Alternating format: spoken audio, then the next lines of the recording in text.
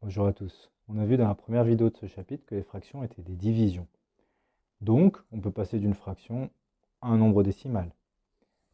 Du coup, un tiers, on a vu que c'était égal à 0,3 périodique. Du coup, 3 tiers, c'est 3 fois plus, ça devrait être égal à 0,9 périodique. 0,999999.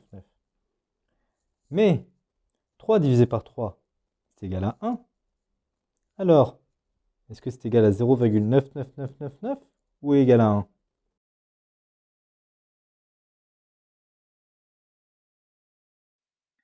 En général, il suffit de bien comprendre un objet en mathématiques pour pouvoir l'utiliser.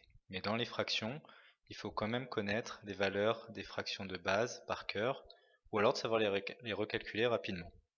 Donc je vais vous demander de faire un tableau avec ces différentes fractions dans la première ligne, de 1 demi jusqu'à 1 dixième, et de mettre pause et de calculer à chaque fois la valeur de cette fraction.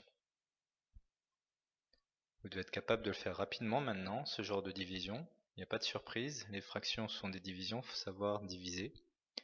Je vais afficher maintenant les valeurs. 1 demi c'est 0,5, 1 tiers c'est 0,3 périodique, 1 quart 0,25, 1 cinquième 0,2, 1 sixième, attention, c'est 0,16 périodique, il n'y a que le 6 qui est périodique, vous devez le savoir si vous avez fait la division. 1 huitième 0,125, et attention, 1 neuvième c'est 0,11111, autrement dit 1 périodique, et 1 dixième c'est 0,1.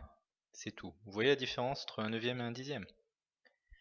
Vous devez vous demander également où est passé 1 septième. Maintenant qu'on connaît ces valeurs, on va pouvoir convertir d'un nombre décimal vers une fraction. Donc c'est facile, pour une écriture décimale, on peut toujours l'écrire comme une fraction décimale. Qu'est-ce qu'une fraction décimale?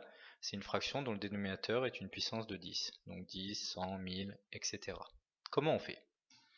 Donc on a un nombre décimal, 0,16. Comment on l'écrit sous forme de fraction? Donc 2 entiers, une division de 2 entiers. On va écrire 16 divisé par 100. Il suffit de décaler la virgule juste à temps qu'on ait un entier et de diviser par la bonne puissance de 10 en dessous. Là on a décalé 2 rangs, donc on divise par 100. Effectivement, 16 divisé par 100, ça fait bien 0,16. Voici un deuxième exemple, et comme d'habitude, mettez pause, réfléchissez 5 secondes, et donnez-moi la réponse. Alors bien sûr, c'est 54 053 divisé par 10 000, puisqu'on va décaler la virgule de 4 ans. Plus compliqué maintenant, peut-être la partie la plus dure de ce cours, lorsqu'un nombre est périodique, il faut retrouver la fraction de base qui correspond à sa période. Et c'est pour ça qu'il faut bien connaître les fractions de base. Puis ensuite, on le décompose pour le convertir en fraction. Voici un exemple. 2,33333333, ben forcément ça fait penser à un tiers, parce qu'un tiers c'est 0,3 périodique. Donc on le décompose. 2,3 périodique c'est 2 plus 0,3 périodique. 2 plus 1 tiers autrement dit. Donc voilà, on a 2 plus 1 tiers, on n'a pas encore vu les additions, mais je vous donne une petite exclusivité. Comment on va additionner 2 et 1 tiers? On ne peut pas, donc il faut additionner des tiers avec des tiers. Donc il faut se demander 2, ça fait combien de tiers? Réfléchissez.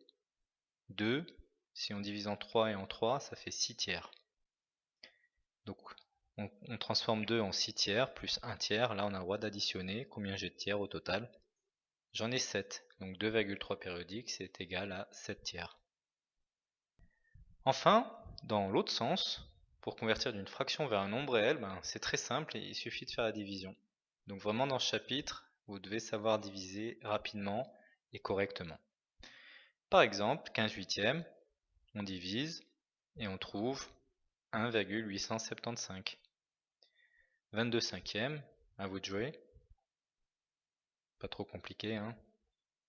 Effectivement, ça fait 4,4. Voilà en ce qui concernait les conversions de fractions. Vous venez de voir comment faire des conversions de fractions en nombre décimal. Et au début de la vidéo, il y avait une question. Est-ce que 0,99999 est égal à 1? Les mathématiciens se sont longtemps écharpés là-dessus, mais j'ai une révélation pour vous. 0,99999 est égal à 1, puisque on pourra toujours rajouter des 9 pour se rapprocher le plus proche possible de 1. Et si on peut se rapprocher le plus proche possible de 1, c'est qu'on vaut 1.